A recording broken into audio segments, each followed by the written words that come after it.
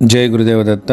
21/1/2026 మాఘ శుద్ధ తదియ బుధవారం. ఈ రోజు చిరంజీవి అయిన శ్రీ మార్కండేయ మహర్షి జన్మించిన శుభతిథి. మృకండు మహర్షి యొక్క కుమారుడైన మార్కండేయుడు పుట్టుకతో అల్పాయు అయినప్పటికీ కూడా శివవర ప్రసాదం వల్ల మృత్యువుని జయించి చిరంజీవి అయ్యాడు. సప్త చిరంజీవుల్లో ఈయన కూడా ఒకరు. మార్కండేయ జయంతి రోజున ఆ మహర్షిని తలుచుకోవడం, ఆయన రచించిన శివ స్తోత్రాలను పారాయణ చేయడం వల్ల మనకి ఆయుష్కారకంగా ఉంటుంది. ముఖ్యంగా యముడు మార్కండేయుడిపై యమపాశం వేసినప్పుడు మార్కండేయుడు పరమేశ్వరుని ప్రార్థిస్తూ స్తుతించిన చంద్రశేఖర అష్టకాన్ని ఈ రోజు పారాయణ చేసుకోవడం వల్ల, కనీసం వినడం వల్ల సమస్త శుభాలు కలుగుతాయి. ఈ మహర్షి పేరు మీదుగా అష్టాదశ పురాణాల్లో మార్కండేయ పురాణం కూడా ఉంది. ఇందులో చెప్పబడిన దుర్గా సప్తశతి చాలా ప్రత్యేకత కలదు. ఇందులో దేవీ భక్తులకు సర్వదేవతా స్వరూపిణి అయిన దుర్గాదేవి యొక్క పవిత్రమైన చరిత్ర దుర్గా సప్తశతిగా, మహాకాళి, మహాలక్ష్మి, మహాసరస్వతి స్వరూపమైన దుర్గాదేవి యొక్క మహత్యాన్ని ప్రతిపాదిస్తూ